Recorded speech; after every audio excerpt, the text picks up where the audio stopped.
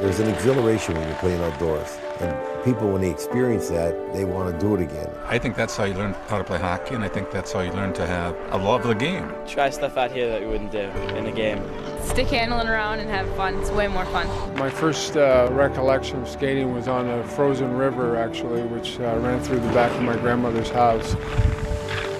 You drive by some of these rinks in the winter and there's nobody out there. It's kind of sad, actually. A lot of kids has been replaced by the indoor rink. You don't see kids today. Kids got to get back out at it. They got to start doing it.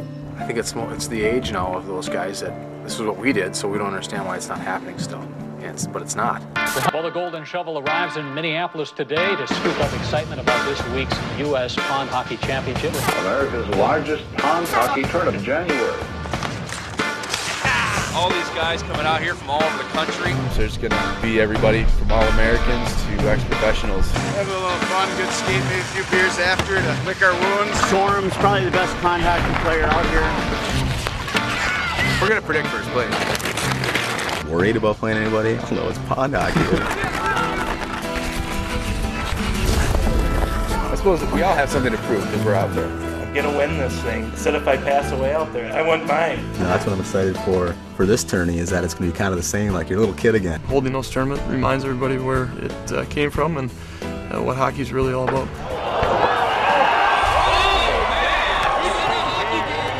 As a kid, we skate outside and cold air, and I like it. It's awesome. That's how it should be. It's part of the way that we light our way through the long, dark northern winter. To me, it's closer to the true spirit of the game.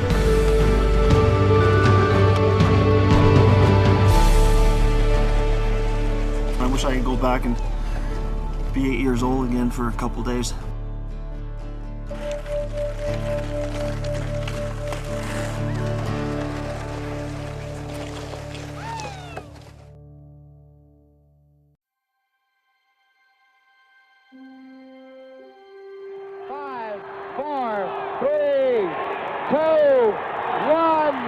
And the game is over. The United States wins. The best U.S. hockey team ever put together was the 1960 Olympic team. That was the first miracle.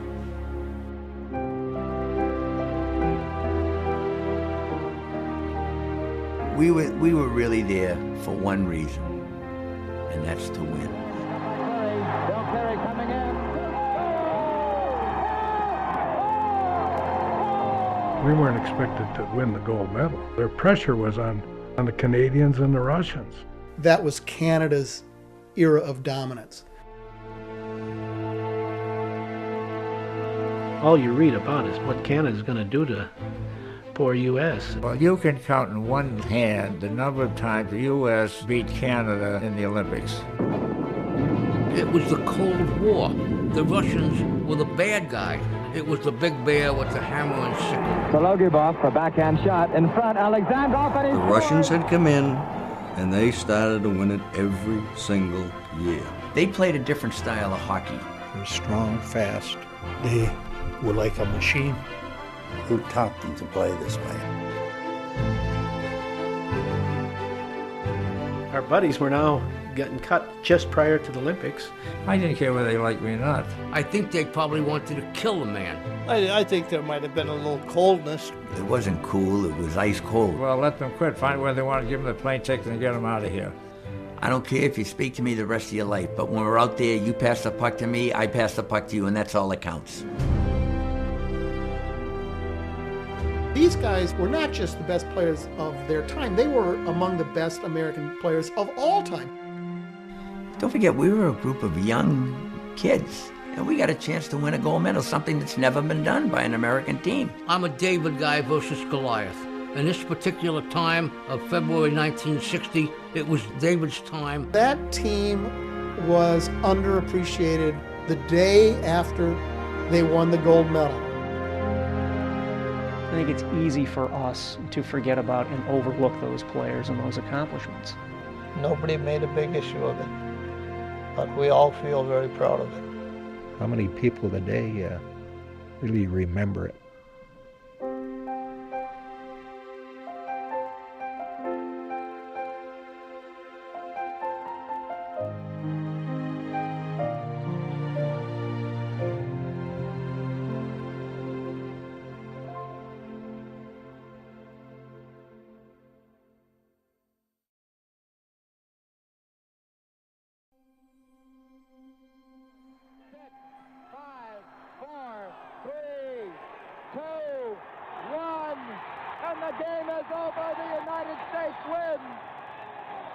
I wanted this team to be remembered as a solid hockey team that won the first gold medal for the United States. Christian, number 10, ridden off by Sidorenko. Sidorenko goes down. Bill Christian has it.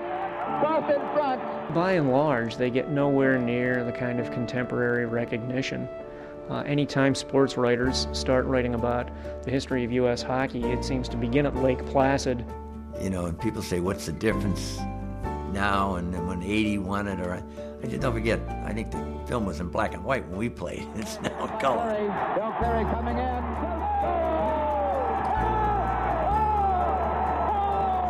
USA, USA. Well, they were yelling that for us, too. The media wasn't just as all-encompassing as 24/7 as it is now. Sologubov for backhand shot in front. Alexandrov, and he scores. In 1960, people weren't paying that much attention to it. We probably were a little bit ahead of our time.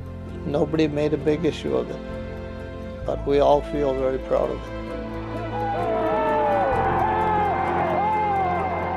That team was underappreciated the day after they won the gold medal. I think it's easy for us to forget about and overlook those players and those accomplishments. How many people today really remember it?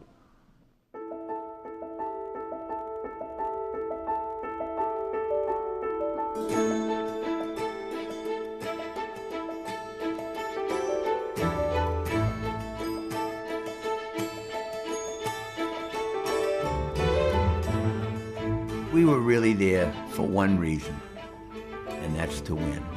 And I think in the heat of a game, you forget all your likes and dislikes. And I think that's the great thing about sport. And that was so evident in '60 because every game, as I said, we won, it became more and more evident that we had a shot to win that gold medal. And we weren't going to let any little petty things get in our way.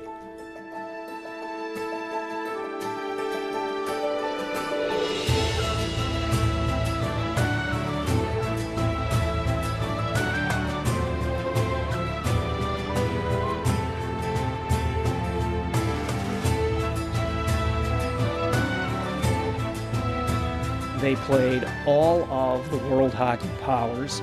We had to play Russia and Canada back-to-back. All you read about is what Canada's going to do to poor U.S. This team was not expected to do that well. They beat Canada, they beat the Soviet Union, they beat Sweden, they beat Czechoslovakia twice. It's an amazing feat. We weren't expected to win the gold medal. Their pressure was on the Canadians and the Russians. It was the Cold War. The Russians were the bad guy. It was the big bear with the hammer and sickle. They were good. And we really, do we have a chance? There weren't any American citizens any better than these guys. I'm a David guy versus Goliath. And this particular time of February 1960, it was David's time. Don't forget, we were a group of young kids, and we got a chance to win a gold medal, something that's never been done by an American team. And that was the only focus that we had on.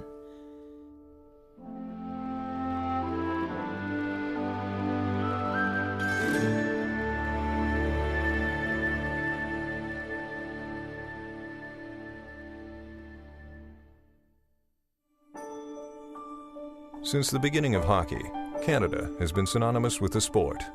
During the 1950s, the National Hockey League showcased many of the greatest players in the world, and all of them were from Canada. At the same time, Canada's amateur teams dominated international competitions, winning 6 of the first 7 Olympic gold medals. If you go back to like the 20s, 30s, 40s, that was Canada's era of dominance. While Canada stood alone atop the ranks of international ice hockey, the world's 2 superpowers jockeyed for ideological supremacy. We have a tendency these days to think about the 50s as happy days, things reasonably peaceful, reasonably prosperous, but there also was increasing Cold War tension. The relationship between the Western world and the Soviet Union was about to explode at any time. Yeah, we were being taught to duck under our desks at different times in school to prepare for their atomic blast, that Russia may be invading us or bombing us at any given moment. We all know the atomic bomb is very dangerous. Since it may be used against us, we must get ready for it, just as we are ready for many other dangers that are around us all the time. The escalation of the Cold War arms race left many Americans feeling uneasy at the growing influence of their new international rival. We'd already been through World War I and World War II, and we needed another. It was a time of suspicion of anybody from the Soviet Union. We didn't know much about the Russians in those days. They were that ogres over there. There was a lot of publicity in the West about what was going on in the Soviet Union. We knew about Khrushchev, who went to the UN and banged his foot on a table, you know. They were scary people. So you have a political rivalry, a military rivalry, a diplomatic rivalry, an economic rivalry, a social cultural rivalry, and you also have the sports rivalry. Soviet sportsmen burst onto the international ice hockey scene in 1954. 54 was their first World Championships, and nobody expected them to be, able to touch Canada, and they beat them in their first international competition in the World Championships. And that was, of course, a blow to Canada's pride and a shock to the international hockey community. In 1956, the Soviets entered the Winter Olympics for the first time. They win the gold medal in their Olympic debut in Cortina. So they come out of the gate playing an extremely high level of hockey. Oh, they just tic-tac-toe. They didn't have the big slap shot or stuff that in those days. They just passed it around until they caught you off guard and slipped it in the back of the net on you. They played a different style of hockey. They were not individuals. You had to pass the puck. If they scored a goal, they wouldn't pat each other on the back. It was unbelievable to watch. They were like a machine. They were strong, fast, well-disciplined. And they did more passing than shooting. I mean, a lot of times they'd pass up good shots, and you'd say, well, God, thank God they didn't shoot, Body checking wasn't part of their game. They wouldn't start running people and slamming into boards. They just wanted the puck and move it. Who taught them to play this way? I mean, we've been playing for 100 years, and we don't play this way. What I think was one of Tarasov's brilliant insights is they would never be able to mimic the Canadians as well as the Canadians could be Canadians. And what they did was develop a system that took elements of communism, was focused on the collective and playing as a team, emphasis on passing the puck. And they developed a system that was not only effective, but it was very hard for players in other countries to mimic the Soviet system in practice. The USSR's athletic success stole the headlines in Cortina, but lost in the excitement was the surprising showing of the American team. By beating Canada 4-1, the U.S. finished with the silver medal. That was the first time the U.S. had ever beaten Canada in the Olympics. We weren't supposed to beat them. They were still smarting from that coming into Squaw Valley. That was a tremendous blow to Canadian pride. I'm looking at personnel. We had a great team in 56. A lot of Minnesotans on that team, and Billy Cleary from out of the East. Those are all guys that I grew up watching play in college, I mean, I idolized those guys, Although they had picked us to finish fifth, we thought we had a good enough team to do better, and we did. The Americans would lose to the Soviets in the 56 games, missing their chance for a gold. The following year, the U.S. hoped to build on their Olympic success at the 1957 World Championships.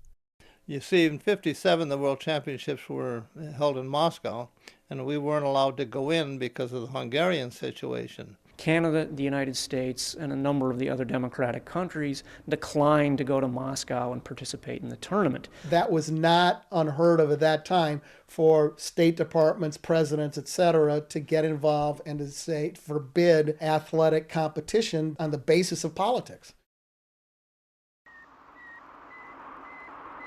Until 2 days ago, that sound had never been heard on this earth.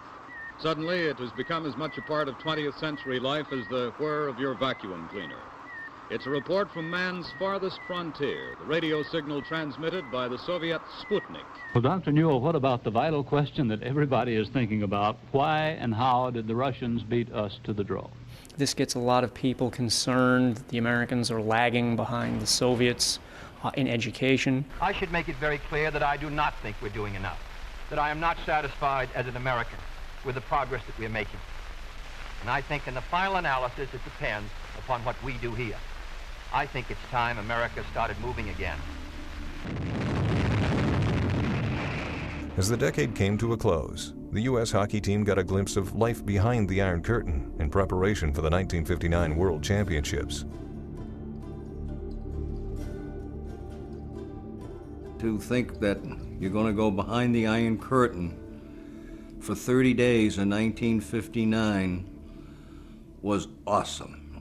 They brought us in at night. Okay, so we couldn't see anything outside of the Moscow area. The KGB followed us everywhere, you know, and they wouldn't be that far behind. We'd yell at them, "Come on up, walk with us," but they would never do it. We noticed there was no color to the people's dress or anything. And that's kind of disturbing when you live in the United States. Our players kept saying, geez, I want a Coca-Cola. I said, you know what? They don't have Coca-Cola here. They never even heard of Coca-Cola. We're in a country that from all we heard and read about that didn't like us very well, so which turned out that the people were great there. And no matter where you go in this world, there's one common denominator, and that is sport. It's an international language that everyone understands and respects. Politically, you never got any discussions about communism, and they were just good friends and athletes and competitive, and they were fun. The team members got along pretty well with their Russian counterparts. There seemed to be a lot of camaraderie there between the two teams. We were with the Russians after the game, and everyone was having a few drinks, and we got this fellow, Alexandrov, who was a great hockey player, and we kept saying, "Net pass, no pass, stick handle," which was not the Russian way of playing it. And he's going, yeah, and then he's going, Tarasov, who was the coach, who was a great guy, Tarasov too. He said, "Niet good." And so we had him, and all of a sudden, two fellows came up behind him in gray coats. And Alexandrov weighed about 215. And one of them came under one arm and one under the other, picked him right up in front of us, brought him to the elevator and down. I tell you, our mouths were still open. I thought you read about these things in books, you know. We got an opportunity to see how they lived, and we were very, very glad to be out of there when the series was done.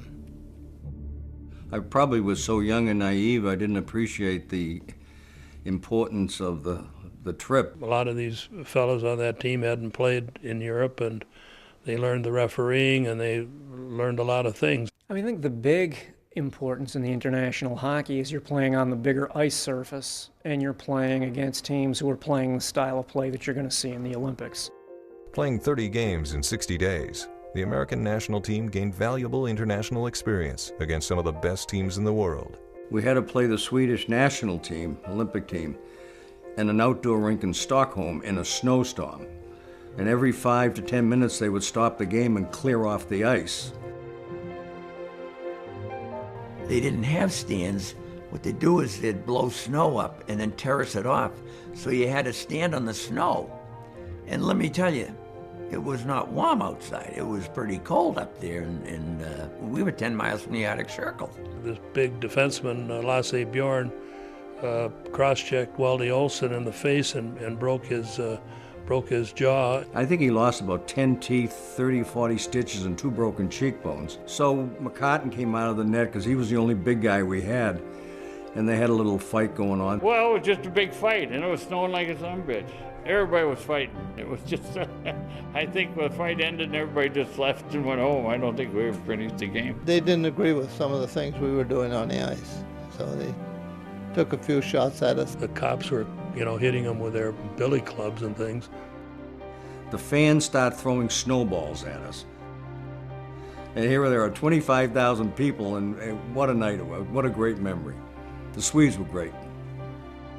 I wish kids today would have a chance to do it. We're so sterile the way they go and play the game. We'd played in snowstorms, we played in rainstorms, we played in everything.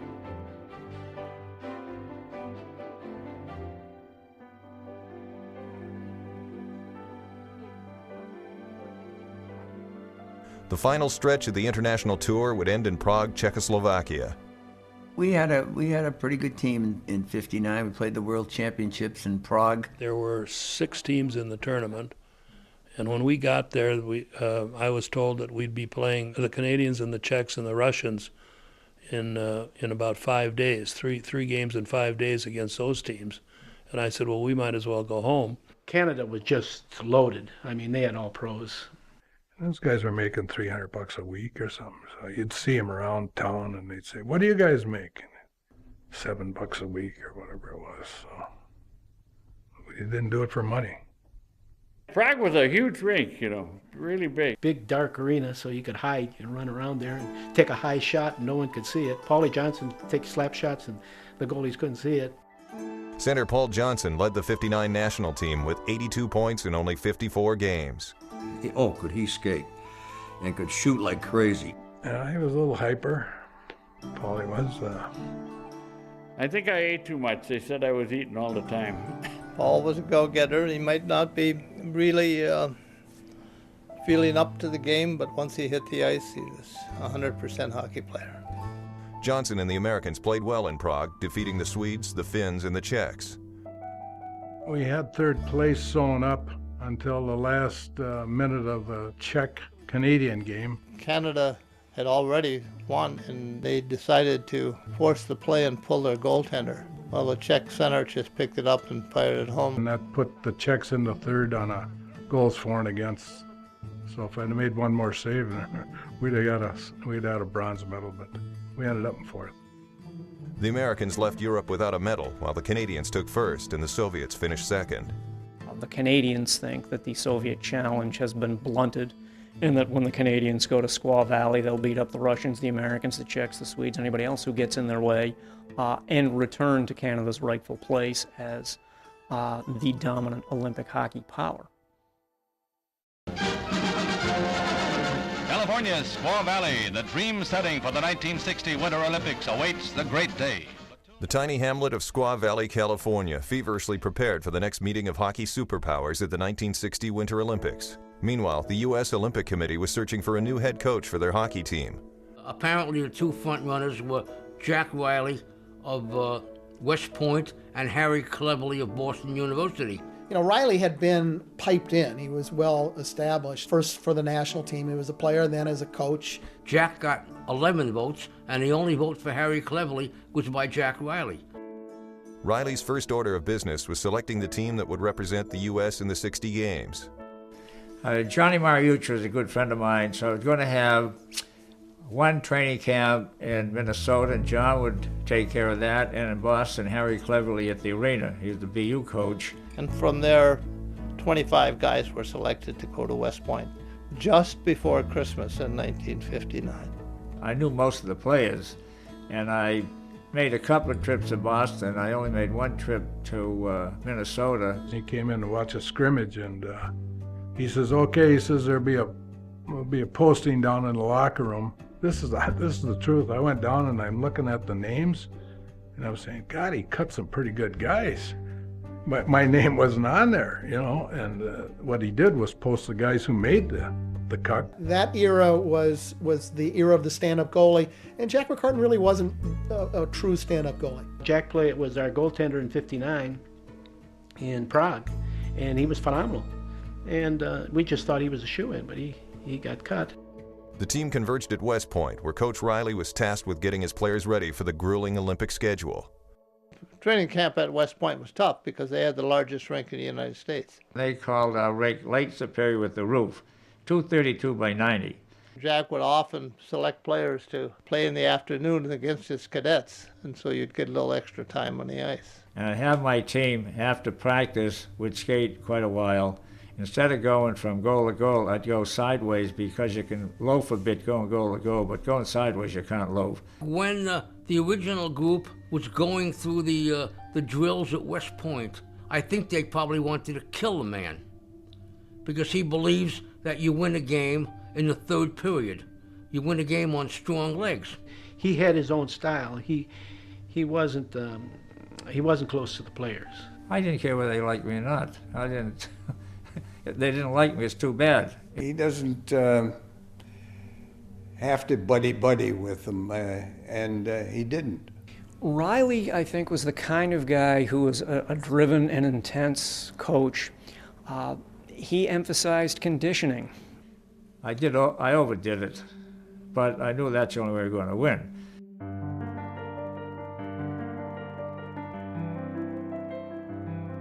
We'd scrimmage up there, and the goals were going in fast and furious. We had inter-squad games, and the scores were 10-12 and 13-14. Obviously, there was a big need for some goaltending.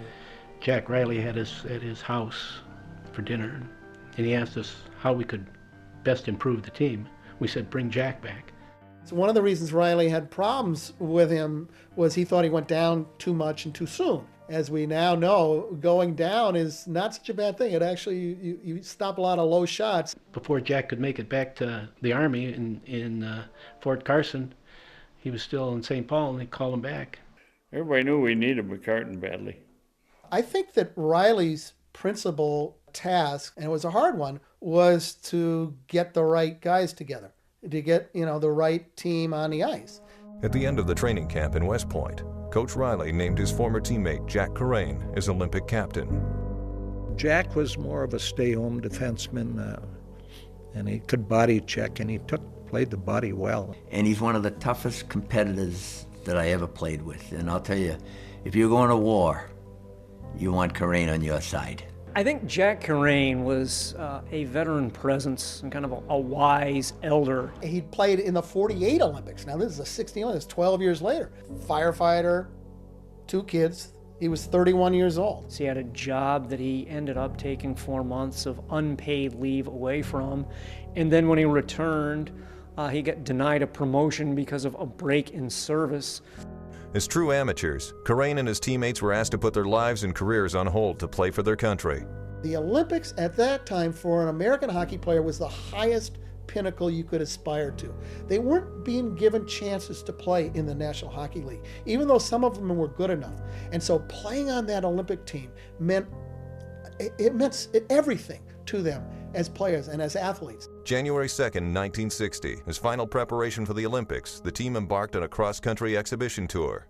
We started out in the East, and we were playing up in Maine and New Hampshire. We went to the Midwest and played college teams. We played in Duluth, Green Bay, at Minneapolis, and in War Road, Grand Forks, but we were losing as many as we were winning.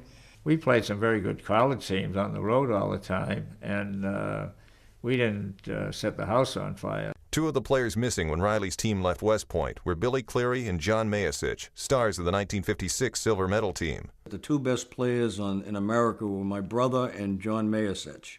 These guys were not just the best players of their time, they were among the best American players of all time. I got a call from John Mayasich in Minnesota. I knew how good he was. He's one of the best hockey players ever played there.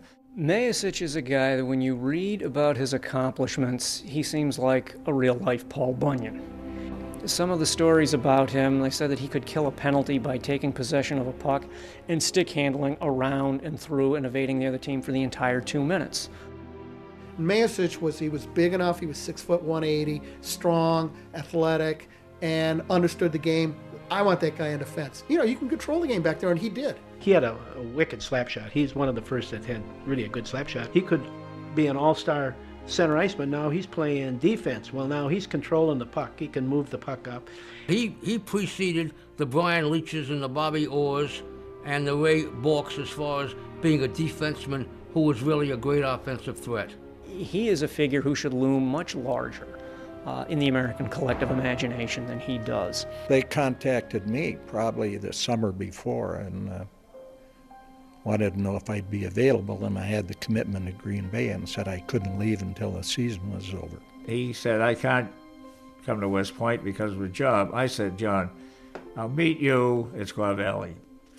So I said, if I'm going to give a good Western player the time, I'll give Billy Clary, who was a top Eastern player. So I called Billy and I said, Billy, you don't have to show up at West Point. He said, well, what about Bobby? And they just wanted Billy. They weren't sure about Bob. And Billy wouldn't come unless Bob could come. I knew that the team I had, after we finished the training schedule, that we weren't going to win. You got Canada and you got Russia, and here we are going through the country, and we're having a hard time with collegiate. That wasn't acceptable to Riley, so that's when we said, we've got to make this change. I called Walter Brown, who's a very good friend of mine. He's Mr. Hockey in Boston, owned the Celtics, president of the Garden. I said, Walter, do you want to go to Squaw Valley with a chance to win or no chance? I want a chance to win. All right, I want the two Clarys, Billy and Bobby. You can't do it. Walter, I'm the coach. I want them. So finally, Jackie asked me to come out, and I said yes, and my brother too. And I think some of the guys might have felt that the Bobby Clary's come in wasn't fair because he hadn't gone through training camp along with everybody else.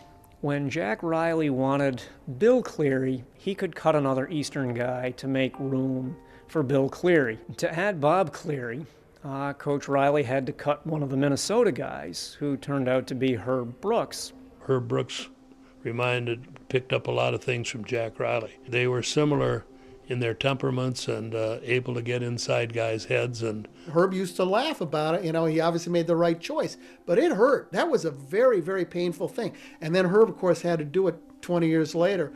And every coach has to drop someone. He was the only forward that hadn't played in Europe, so I went with more of a veteran team. Just 2 weeks before the start of the games, Herb Brooks, Bob Dupuy, and Larry Ulm would leave the team to make room for John Mayasich and the Cleary brothers. They had lost the night before to the University of Denver, who had a great hockey team. So we were just sitting there waiting for them to come in. And when they came in, everyone just kept going right by us. And no one said hello, and I said, ooh, this is good. I think there might have been a little coldness toward them when they first came in. It wasn't cool, it was ice cold reception that we received. There was friction because our buddies were now getting cut just prior to the Olympics. Some of the fellows in the team said that he brings them in, they're going to quit, I guess. I don't know. So I said, Jim Claypool came in and talked to me, and I said, well, let them quit. Find where they want to give them the plane ticket and get them out of here. So I had to explain to them if they went and took off and went home that they probably wouldn't play in a U.S. amateur game for the rest of their days. I think Jack gave a little speech, so they didn't want to tussle with Jack, so everybody stayed. Whether you agree or you don't agree, Jack Riley is the man on the spot. It's not Jim Claypool. It's not 17 players. It's one guy.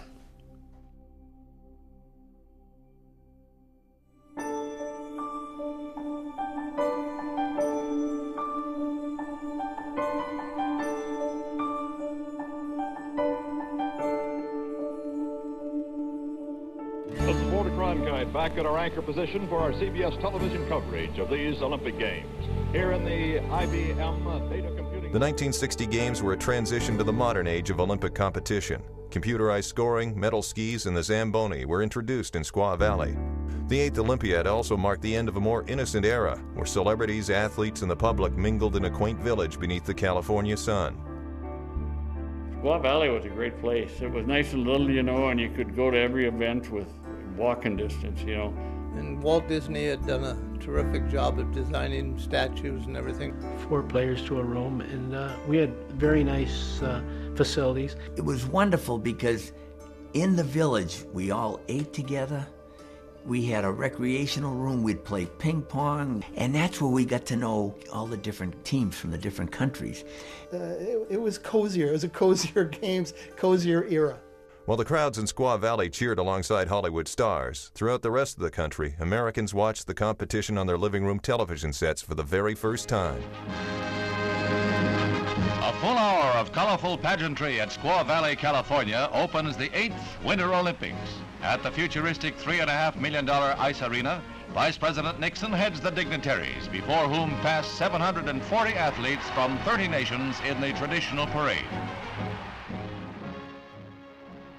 Of the 30 nations competing in the Olympics, 9 would field a hockey team, including the Americans, who were predicted to finish no higher than 5th. Just before the games started, we had a meeting, and they had each coach come up and put on the board the schedule they wanted. No one wanted to play Canada and Russia back-to-back. So the Canadian coach got up, then the Russian, the Czech, and it was my turn. I'm not getting up. What do you mean? We're going to go undefeated. We're going to beat everyone. And the newspapermen couldn't believe it. I, being a wise guy. You know, to say, well, did we think we were going to win the gold medal?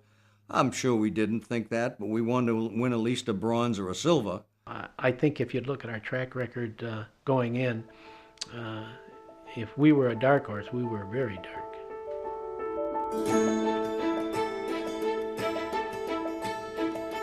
The Americans' first test was Czechoslovakia, the team many expected to finish with the bronze. They had played twice in Los Angeles. They won the first game. It was a tough game. They had to score 2 or 3 goals in the closing minutes of the second exhibition game in order to get a 5-5 tie. So Riley knew the Czechs were going to be tough. His players certainly knew the Czechs were going to be tough. Still learning to play with their new teammates, the U.S. fell behind, trailing the Czechs 4-3 at the second intermission. They then scored 4 goals in the third period and beat them 7-5. Mayasic had 3 goals. Now here's a guy with 1 practice behind him. He scores 3 unassisted goals, had an assist too. It was, it kind of showed you that all those months of touring, when it comes down to it, the best players will rise to the top. Mayasic and the Clarys basically made the whole thing gel. Without the 2 Clarys and Mayasic, we would have been fighting Australia for 5th. They were the key to that was the whole key. The Americans' powerful new lineup cruised into the medal round with a 12-1 victory versus Australia. Now you're down to the last 6. But once you get there, then you're in round robin. And that way you had to win every game and win as decisively as you could. As the U.S. opened the medal round against the Swedes, Coach Jack Riley was still tinkering with lineups in an attempt to improve team chemistry.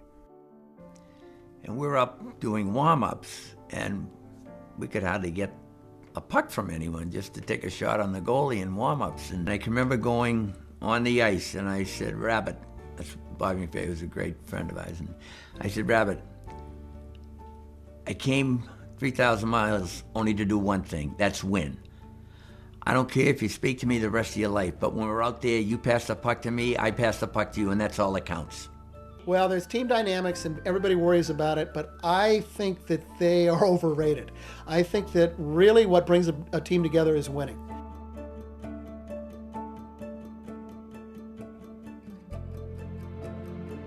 The very first shift we're on there, I got a puck, or my brother got it, gave it over to me, and I took a shot towards the net, and it hits Rabbit's stick and goes in the net. And there's a great picture of the 3 of us hugging and kissing each other. They beat Sweden 6-3. Roger Christian has 3 goals. McCartan's got high 30s in saves. So it had to be a very even game. And, that's a big win. We played well against the Swedes. We played well against Germany. The hard feelings from weeks before were evaporating, and the Americans were bonding on and off the ice. When we weren't playing or practicing, the players were on the room. I didn't say you do this and that. They could do what they wanted to do. There wasn't a hell of a lot to do there. I mean, like I say, the guys went to Reno one night. We'd hop a bus somehow. There'd be buses. Of course, there's so many people around it, So we go in and play blackjack all night and then go back to the... Paulie went in and lost some money and come back and told Jim Claypool, the manager, that he had to go back to Green Bay right away and make some money because he needed some money. What do you do? Because Paulie is Paulie, and he might do whatever. He was like going to leave. So I changed my law, and I loaned him the $100 so he could pay and stay. The Americans were perfect through 4 games, but the 3 remaining contests would be their toughest competition by far.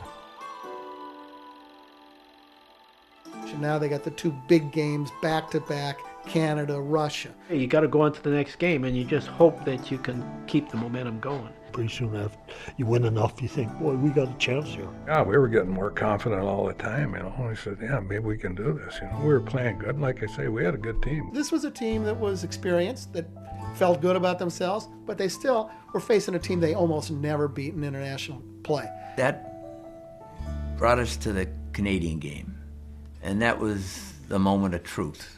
Despite the growing confidence of the U.S. team and coach Jack Riley, the sports writers and the Canadians felt the game would be a blowout.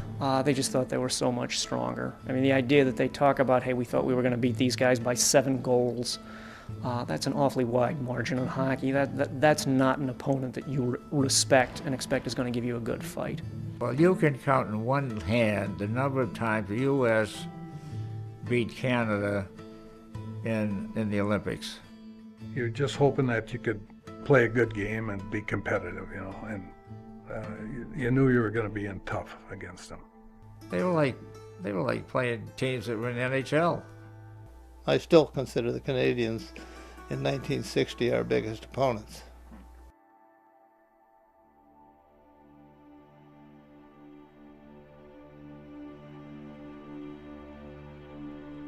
You know, in the locker room, I think everyone in their own mind just said, hey, we're going at them and we're going to show them that we can play the game.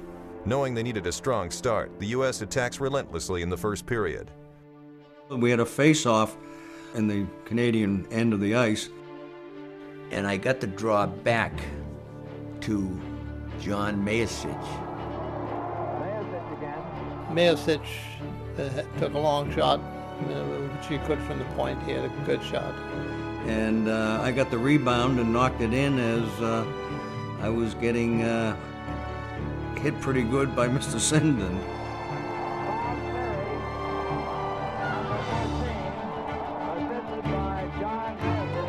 And I think that was a big lift. That gave us a big lift because we knew, hey, we could do it against them. Just the fact that we stayed with them as the game progressed, you had that feeling, boy, we've got a chance. We get a goal here and we're in it. Before we played Canada, I had another meeting with my board, Jim Claypool and Benny Bettini. They said, whatever you do, don't play Paul Johnson against the Canadians because he never goes back in the defensive zone. He didn't know where it was. Johnson was a great offensive player, but he was not a strong defensive player. The Canadian team was pressing in our zone and came out from the corner behind me. I think Mayasich was on my side on defense, and we went to pick up the guy, and he shot the puck back out to the defense, but when he shot it out, Paulie intercepted it. He had a breakaway from the red line, and he was all alone, and he got to the blue line and shot. Took a big booming slap shot, put it over his shoulder, and I mean, just a great goal.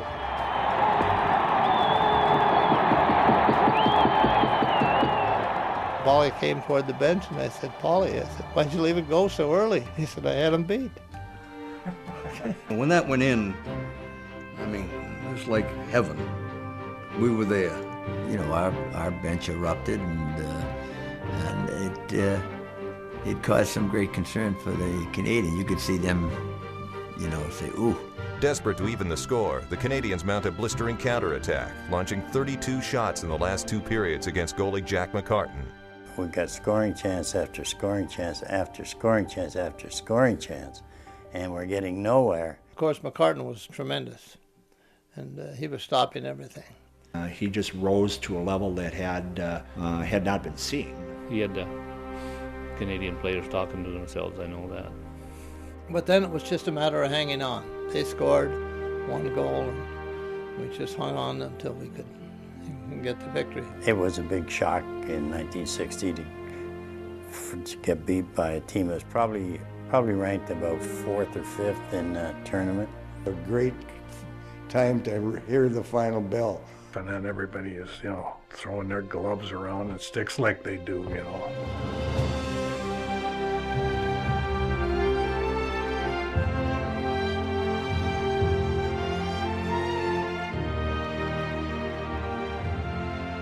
almost any time we played Canada with the underdogs. And for us to do what we did against Canada that was pretty good. They're still talking about it, but that's good. Beating Canada was probably one of the big thrills. The fact that you'd never think you could. A hot goalie at the right time could make a difference between a mediocre team and an Olympic gold medal victory team. No goalie ever played as well as McCartan played that night.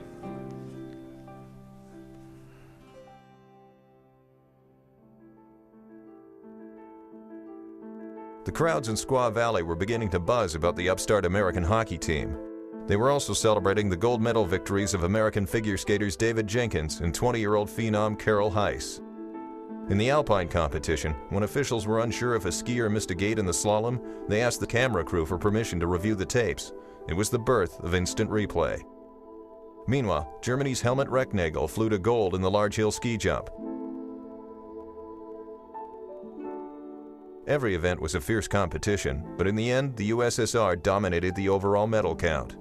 Oh boy, these Winter Olympics have come right down to the wire in a dramatic race for second place in the unofficial team standings. Russia has, of course, cinched first place. It has lapped the field with a total of 20 medals. Just as in 1956, the Americans rode to the gold medal past through the Soviets, a team they'd never beaten. The Russians had come in, and they started to win it every single year. They were dominant.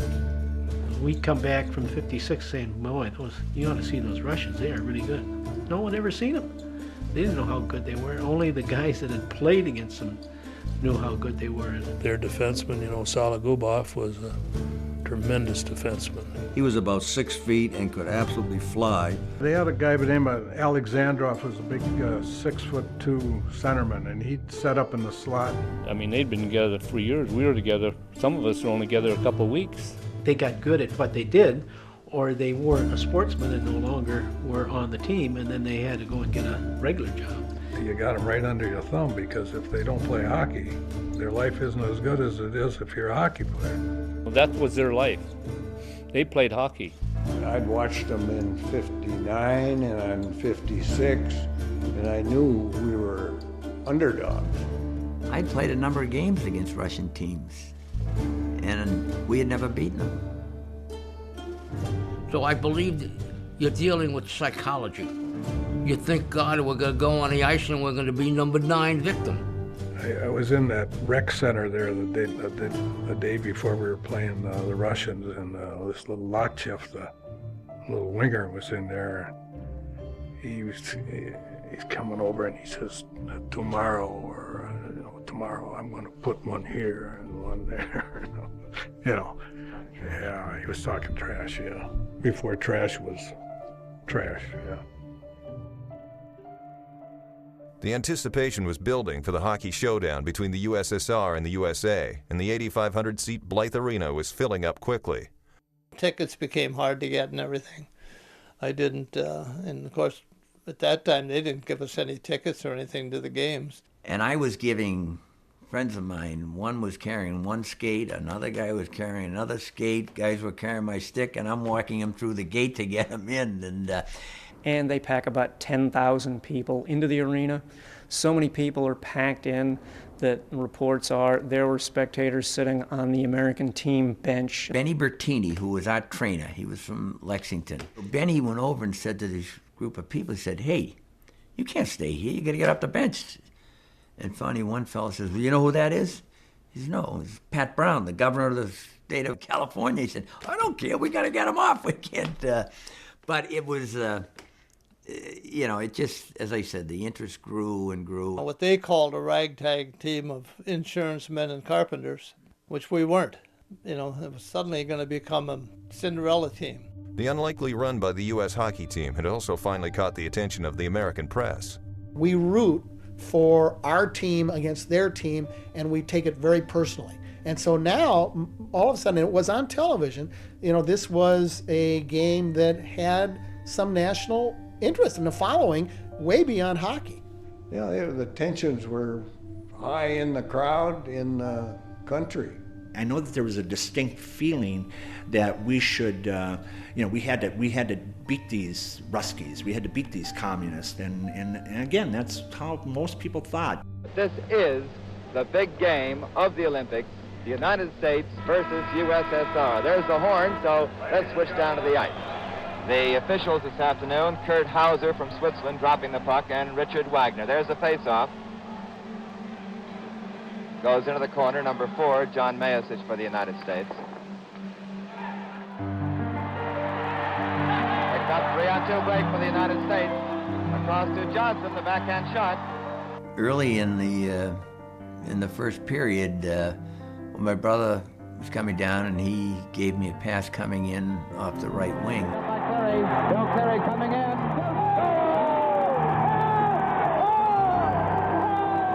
Beautiful goal. He came in on the right side, hit the far corner.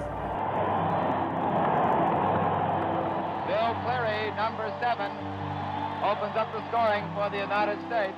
And I think that helped us as a team because it gave us some confidence and, know that we could skate with this team, we could play with this team. The Americans had little time to savor their early lead as the Soviets responded immediately. They had a special play that Sologubov's captain of the team would be back at defense and he'd get the puck at the point and it'd make a 360 and some of the teams would skate around with them. Well, I made certain our team didn't do, but we did it the first time. I almost fell over. Sologubov, a backhand shot in front. Alexandrov, and he scores! Grebennikov trying to set up shoots, deflected into the cage, and Russia leads by a score of 2-1. The Russians, bing, one pass to another guy, one Russian puts it in. It's a goal. So adjustments had to been made because the defense tightened up much better. They did a lot more back checking. One of the Russian guys, I think it was Loktev, was a winger, was a good scorer. He came down, he had a breakaway and shot low to the right side, and I got a skate on it, which was a tough save. Puck was right in the crease. I kind of came across and caught a shot. And Mayasich shoved it underneath Jack because Jack was on the ice. Could have been a goal. Trailing 2-1 halfway through the game, the U.S. badly needed a spark. Fights Owen of the United States board in the dark uniform. And it's cleared up to Roger Christian. Billy got it, he was coming off the right wing. And a pass from Roger, and the goaltender started out. Across to Williams, over to Bill, Bill shoots, goal! I just skated in and I don't know why Puchkov left me about that much room. With the score now tied 2-2, the Americans could ill afford any mistakes. But with 1 minute remaining in the second period, Roger Christian is called for a slashing penalty. The first penalty on the United States this afternoon. John Mayasich comes skating over the bench and I was sitting in that penalty box. He says, "No, you did it." Because we were pretty even with them, then we get a penalty. And then, of course, killing penalties at that time. You did not get a player back if you were scored upon, and also you could not ice the puck. When you're sitting in that penalty box, that's a long 2 minutes, I'll tell you. Well, they killed that penalty off, and I don't even know if they got a shot on the net. I'd never go in that box again. That look on his face when he told me that was awful. The USA and the USSR remained tied at 2 entering the third period. It was a battle. I mean, guys, Mayasich and Crane blocking shots. And when you played the Russians, you couldn't let up. They were looking over us. I think the Canadians were too. They didn't think we could do what we did. I think in the third period, I think we took the play to them. Written off by Sidorenko. Sidorenko goes down. Bill Christian has it. Both in front. Now it's Roger Christian deflected by Williams. Roger Christian again, number 10. To Williams out in front. Goal! Great goal. I mean, the crowd went just absolutely crazy. Just a bang-bang play in front of the net. And Just being in the right place at the right time. It's just unreal how it worked out. Trailing 3-2 with time winding down, the Russians mount a frantic attack. Loktev again sneaks it through. Shot, beautiful save. Shot in front, Alexandrov on the rebound, and look at that pile-up. And Alexandrov thought he had a goal. I think towards the end they were kind of pressing And of course, that's when the big fella came in and stopped him cold. The longer it went, the crowd got into it more, and 35 seconds remaining. USA 3, Russia 2. Alexandrov on the face-off against Johnson. It goes to Bolin. Bolin feeds it up to Loktev. Loktev tries to shoot. He shoots. Glove is close in front. Just misses the lower right-hand corner. Almatov almost tied it up. Russia still on the attack. The goalie is out of the cage. He hasn't got off the ice as yet. They're never behind, so the goalie, the goalie has to skate to the bench. He jumped over the boards, not at his bench. Now, wait a minute. What's going on here? The goalie is sitting on the boards. The referee is going down there and saying, no, you cannot sit on the boards. If you're going out, you must go. There's the empty net.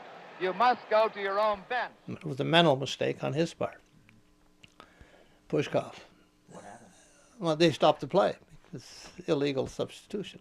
It was a blur. I can remember being on there. We just can't let them score. We've got to get that puck out. And I'll never forget that last face-off in the corner. On the face-off, Bob Fear against Alexandrov.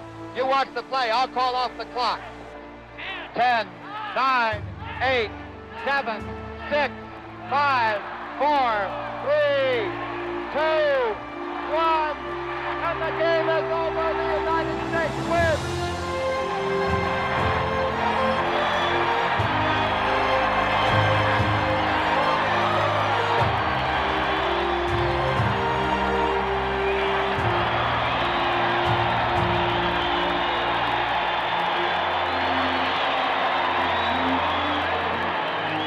They pretty much had a good game every night, and we just upset their rhythm enough to put them off balance, and we beat them. They're good hockey players. But, you know, everybody's got his day, and it was our day. we had beaten the Canadians, we'd beaten the Swedes, beaten the Germans, and now we beat the Russians, you know, for the first time ever. So now you got a game against the Czechs for the gold medal, and we'd beaten the Czechs a couple of times. So.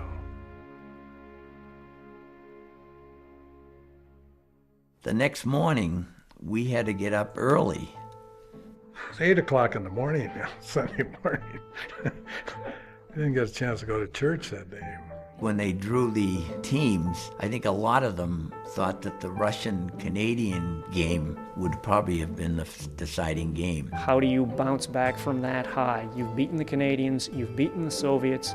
Now you have to come back at 8 a.m. and beat a very tough Czechoslovakia team. The Americans were no strangers to the team from Czechoslovakia, meeting for the 4th time in 2 weeks. If you keep playing somebody, eventually they're going to take advantage of you. I talked to the team for a few minutes, and conclusion I said, fellas, we got to remember one thing. Whatever we do, we can't spark this team and let them score a goal early. U.S. versus Czechoslovakia, there were less than 1,000 people in the stands. So they dropped the puck. The right defense skated by me 100 miles, took a shot, and the next thing, the puck is in the net, and the score now is Czechoslovakia 1, U.S. nothing. They scored 8 seconds into the game, and I guess Riley looked over to Jim Claypool and said, is that from the previous game, that score, or what? No, we're losing 1-0. That was a great speech I gave him. Don't spark them. They scored in 8 seconds. When you get to the goal, that's when things get a little tight. The normally stout American defense struggles against the Czechs, but the American forwards keep pace for a 3-all first-period tie. You know, we'd come so far, and, you know, we didn't want to lose it there. You wondered if, this thing was going to fall apart. In the second period, the lone goal goes to the Czechs, and the Americans enter the locker room trailing 4-3 with the gold medal on the line. At the end of the second, you're saying, how can you be behind? And then you start thinking, well, maybe we're tired or... The Russian captain came into our room, which is highly unusual. I mean, that anybody would come into your room, from another team, let alone a Russian, He did not speak English, but he kept muffling his voice like this. He kept putting his hand up to his mouth, and everyone was saying, Finally, someone said, I think he means oxygen, because the altitude was high in Squaw Valley. Sologubov's gesture was not just a favor to the U.S. There was no love between the Russians and the Czechs. The Russians did not want one of their satellite countries winning the gold. If the Czechs would have beat us, That would have meant that Canada would have come in first, we'd have been second, the Czechs would have been third, and the Russians would have been out of the money. We were all heading out to the ice when they finally got the auction machine there. I think Jack Corain might have been the first one to pick it up. Maybe he used it because he said firemen use every once in a while. They have a bad night. Some of the guys took the oxygen, but some of them didn't. Rod Pavel and I didn't take any of the oxygen. Like I told Rod that if no one else wants to win this game, I'll go beat them guys all by myself. So 5 minutes into the final period, the Americans still trail, but Roger Christian is determined to shift the momentum. The game-tying goal gives the Americans new life. There's no way I could say my team was tired. No, we weren't tired. We were ready to play. Hey, we're this close. We've got to go. Mayosic again. And there is the goal that put the United States ahead. Back to the point position, slap shot by Kirain, and it's tipped in. Bob Cleary's back-to-back goals give the U.S. the lead, but the Americans aren't finished yet. I think a lot of us were skating 2 feet off the ice because we knew we had that opportunity and we weren't going to be denied. Mayosic again. Tries a hard one. And the bucket in by Roger Christian, number 10, his third goal. Roger just caught lightning in a bottle, so to speak, and just started pouring in one goal after another. when you get them kind of games, you can just skate all day. You don't ever hardly get tired. Bob Cleary with the puck to Brother Bill. I went back behind the net and my brother had the puck. I said, give me that puck. Because I saw Don wasn't there and I had an opening to go up the ice. And I came up the ice and it just, it opened up perfectly. Unassisted ball by Bill Cleary, and the score is 8-4. You just, you get them games where things really work in the third period. We basically couldn't do no wrong. Watching that clock go down and the seconds go down and saying, God, it could be it. And we scored six goals in that third period. And, it's just, we're not going to be denied. I had a good game. I scored 4 goals in that game and it was pretty much the highlight.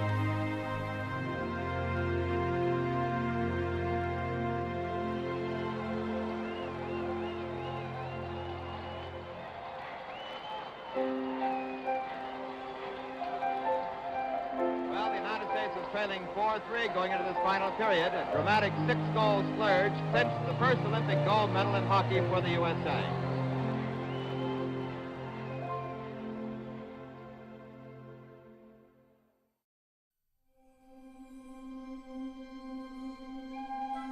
With our captain, up on the podium on our behalf, it's special. And then they played the national anthem out there. That was very touching. That was really touching. You get there, and I think in 8 days it was all over. It's kind of a sad deal because you wouldn't see them guys again for a long time. And you get to be pretty close. Probably took me till I got home and probably was in bed kind of pinching myself saying, man, what did we accomplish? We won it on a Sunday afternoon. Monday morning I was working in Green Bay, so there wasn't the hoopla that you see today. We were saying, geez, I wonder if they'll know that we won the game. People heard about it, and there was a lot of excitement in hockey communities, but not generally outside of the hockey communities. These guys did not find fame or fortune or anything like that as Olympic champions. I think the 60 team has sort of been forgotten. You should remember the first of anything, right? This is the first U.S. hockey team to win an Olympic gold medal. There's 17 guys that played in that team that know what they did, and that's the most important thing. And you know what?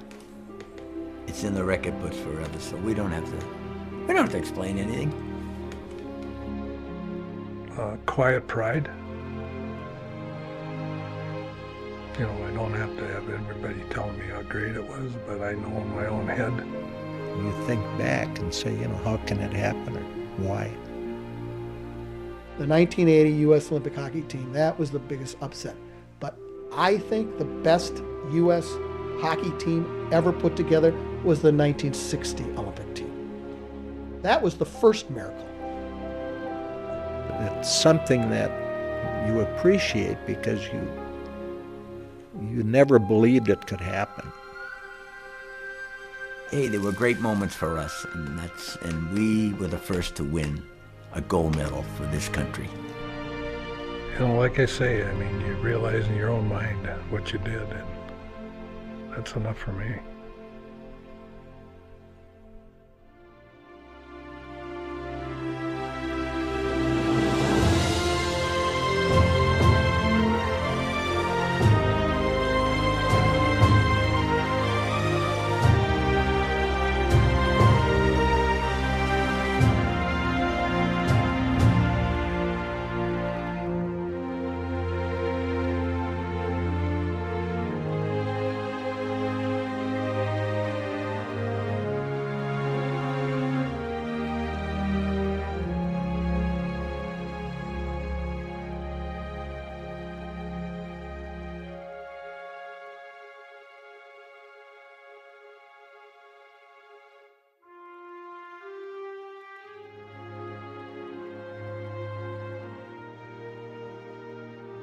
You know, people bring up about the miracle of the 80 team, and it was. You know, obviously they were terrific, and no one wanted them to win more than the 1960 team, believe me.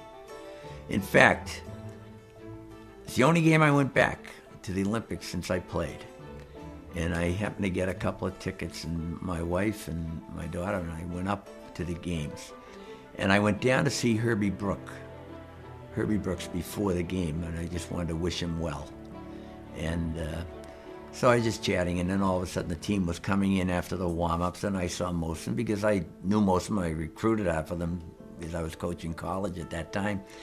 And so I said, Herbie, I won't bother you, I'm going. I said, I'll leave you. So, and it was, I'll tell you, I can remember that game because you could cut the excitement, you know, it was so tense in that arena in Lake Placid.